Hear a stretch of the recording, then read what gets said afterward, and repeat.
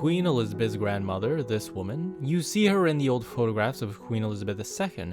She's Mary of Teck. An iconic style she had, reminiscent of the 1800s when she was growing up. Married into the royal family, she is in fact said to be more royal than her husband, the king. So in this video, I'm going to go through her family tree and see just how royal she was. So if you're new to my channel, welcome. Here on Mortal Faces, I have family trees on Marie Antoinette, Queen Elizabeth II, the Habsburgs, the Whitakers, King Tut, and Cleopatra, who married who and how their ancestors were related to one another. So check those out, subscribe for more, and let me know in the comments who you want to see next. This is the British royal family tree of Queen Elizabeth II and King Charles III. This video outlines who married who and how the spouses are all connected. Mary of Teck is here. She married into the British royal family in 1893 when she was 26 years old, despite being part of the British royal family already. She was actually first engaged to Queen Victoria's firstborn grandson and future king, but he died, so George V found smitten in her, and they became history. She was a good match as a future queen because she was not a descendant of Queen Victoria, rather Queen Victoria's first cousin once removed, both a descendant of George III, Victoria's grandfather. In short, she was a minor British royal and also a German princess. So let's start with her father. He was the Duke of Teck, and in Germany you had ruling dukes and non-ruling dukes. The Duke of Teck were non-ruling dukes, and thus lower status than a ruling German duke. The Dukes of Teck were in name only. They did not have land attached to them. So Mary of Teck's father, Francis, was not eligible to marry a British princess. So what he did was he went to his cousin, and his cousin was the King of Wurttemberg, and as a king gave him the title of prince to elevate him so he can marry the Princess Mary Adelaide, who was also Fat Mary. You see, she had a hard time finding a husband. So they connected, they married, and they had Mary of Teck along with 3 younger children. With her father's new elevation, Mary and her siblings were therefore born a prince and princess, so she was born Princess Mary of Teck. Mary comes from a family whose members were all basically the title of count or higher. They're landgraves, margraves, dukes, princes, princesses, electors, kings, emperors. We are going to start with one of the most famous emperors, the Holy Roman, with the Habsburgs, Ferdinand I in the 1500s. I have a separate video on the Habsburg family tree, so I explain their inbreeding and how it connects to Charles II of Spain, the last Spanish Habsburg king, and also Marie Antoinette. Ferdinand had many children. Out of all of them, 2 of them go to Mary of Teck, Ferdinand II and Archduchess Maria of Austria. Archduchess Maria had Mary Eleanor of Cleves, and Mary Eleanor had 2 children, Duchess Anna and Sophia of Prussia. If we go to Anna, she had George, the Elector of Brandenburg, who had Frederick, who had King Frederick William I of Prussia in the 1700s. He was the first to marry into the British royal family for this tree, the daughter of King George I, Princess Sophia. Even though George I was King of Great Britain, he was born into a German family of Hanover. And again, in the video of Queen Elizabeth II, I explain how that happened. So Frederick and Sophia had Princess Sophia of Prussia, who had Princess Frederick. Then Frederick married Frederick II, Duke of Wurttemberg in the 1700s. Frederick II was from a long line of dukes of Wurttemberg all the way up to Louis IV of Bavaria, Holy Roman Emperor in the 1300s. I explain Louis IV of Bavaria and the Bavarian royal family in depth with the Inbred family tree of Empress Sissi and basically the Austrian royals in my video on her, so you can also check that out. Link is in the description. But what we see here is that Louis IV in the 1300s, his descendant 200 years later in the 1500s was Henry, Duke of Wurttemberg. He had 2 sons, Ulrich and George. George's line marries into the more German and Bohemian princes, margraves, counts. And over another 200 years, you get Frederick II, Duke of Wurttemberg in the 1700s. George's older brother Ulrich married Sabina of Bavaria. She is a direct descendant of the Habsburgs. Remember Ferdinand I and his son Ferdinand II? Well, his son was Ferdinand III, whose daughter was Kunigunda.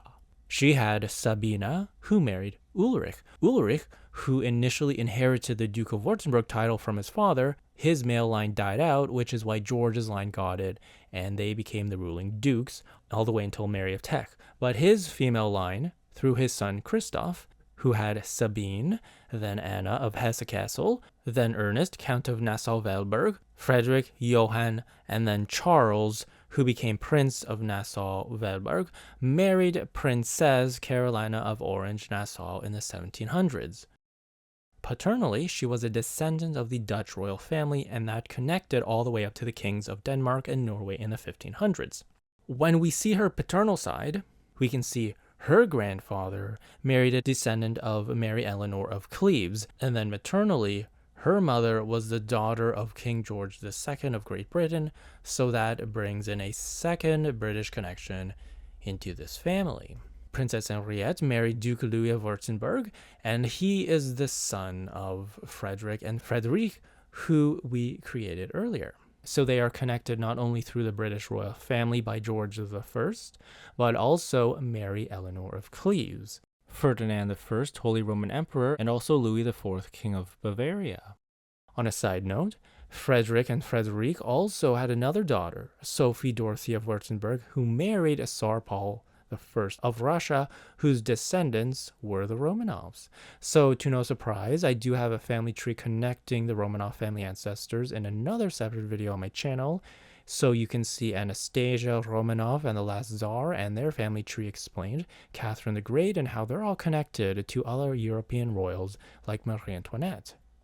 Princess Henriette and Duke Louis of Wurttemberg had Duke Alexander of Wurttemberg, and he married into a Hungarian noble family. Very noble, in fact, but not royal.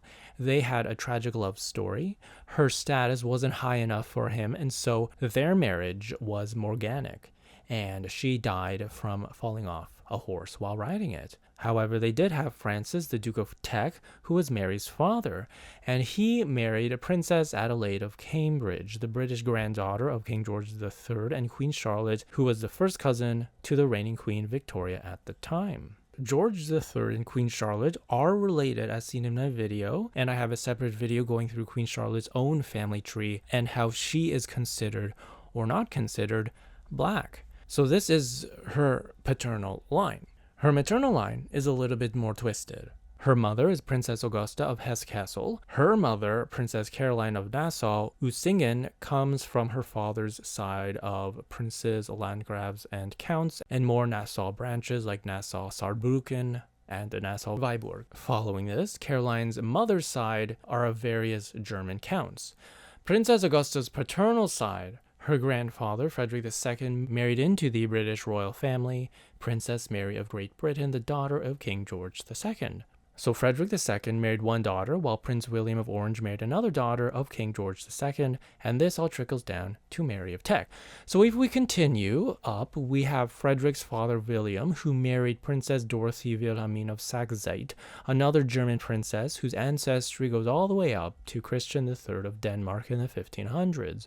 William had a sister, Marie Louise of Hesse-Kassel, who married the Orange line, and together brother and sister were not only related to Mary Eleanor of Cleves, as we've mentioned, but paternally through their father Charles I, Landgrave of Hesse-Kassel, we get William IV of Hesse-Kassel. I found that he married Sabine of Wurttemberg. Therefore, I know that this gets confusing, but their children, Anna Maria and Maurice of Hesse-Kassel, through their mother is a Habsburg, and through their father, if we continue going up, his mom is Christine of Saxony, whose father is a descendant of the King of Bohemia in the 1400s. And through her mother, Barbara Jagiellon, a descendant of the Grand Duke of Lithuania and King of Poland, she is also a descendant of Elizabeth of Austria, whose great-grandfather was the first Habsburg, which I have another video on the first Habsburgs if you're interested in that. Her other great-grandfather was Louis IV, King of Bavaria and Holy Roman Emperor.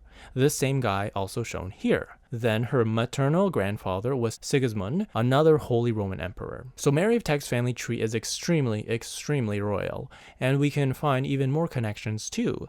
If we take King Frederick William of Prussia and Henry Casimir of Nassau and Charles I, Landgrave of Hesse-Kassel, they are all related to William the Silent in the 1500s.